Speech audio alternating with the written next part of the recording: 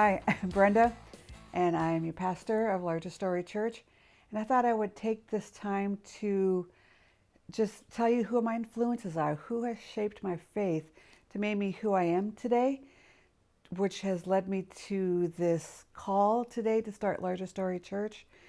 And these influences are going to be my influences, which are going to be influencing you. So I want you to become familiar with them. Just so you know, I read about 52 to 65 books a year. I've always done that. I've been doing that since I was in the 80s, young in my 20s here.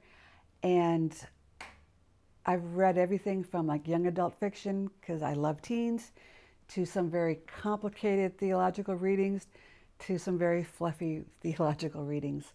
I tend to read a wide variety that shapes me. And some of those books that have really shaped me, I want to share is this one, Real Christians Don't Dance. This was written in 1988 by Jon Vischer. This book has influenced me the very most outside of the Bible.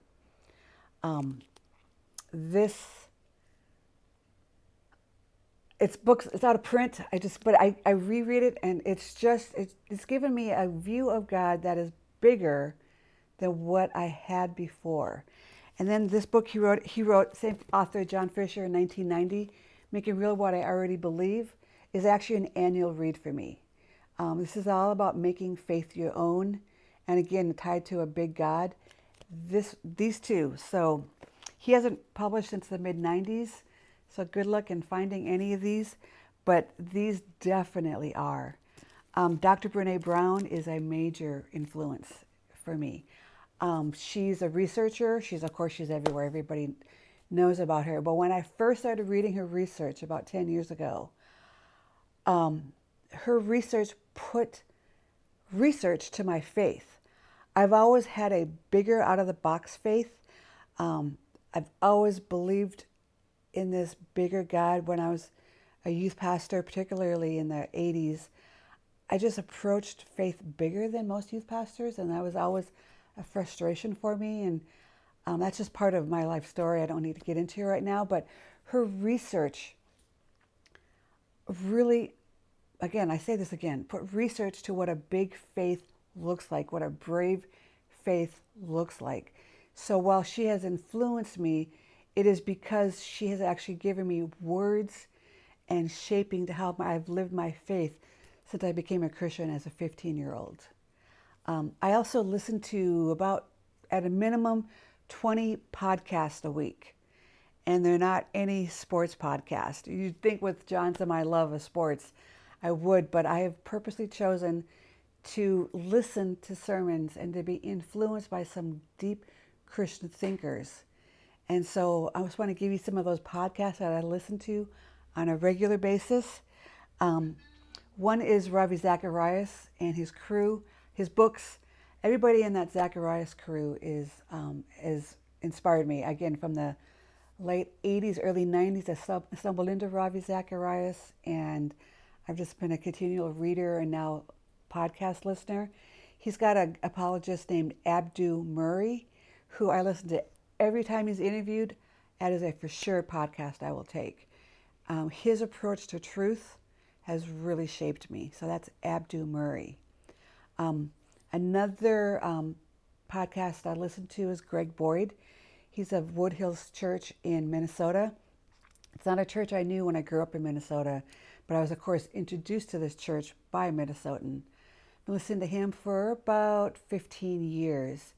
His view of God is deeply embedded in theology. Sometimes he's over my head, but it's also, I track with it. It's a big view of God, and that's an influence. Jon Tyson is a pastor in Manhattan.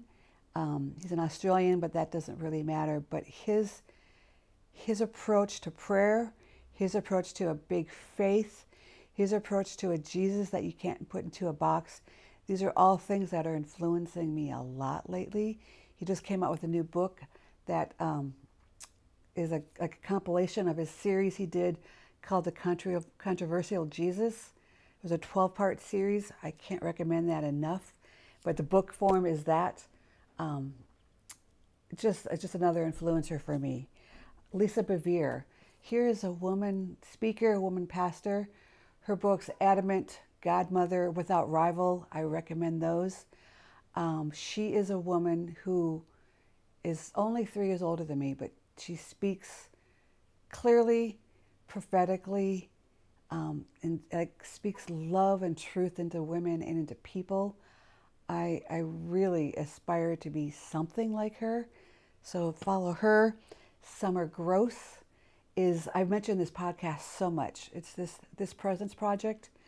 And she has this gift of using the five senses and using brain science and bringing all that together to bring a way to slow your heart down, to have these moments, these devotion times with God.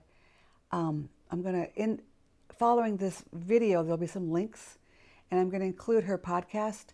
Start at episode 1 and just listen to her podcast. Her approach, again, is something that has greatly influenced me. And then lastly, I want to mention Phil Vischer. Phil Vischer is the creator of VeggieTales. So of course he's an influence for everybody, right? But if you follow him, if you hear from him, he's a deep thinker, which if you see his deep thinking, you can see the layers of truth he used in VeggieTales and how he used it and all the other things he's also created. So I got some links for him too about his just how he approaches the culture. It has influenced me. VeggieTales, of course, has influenced so many of us. So I'm not coming to you out of shallowness and unlearnedness. I am constantly learning.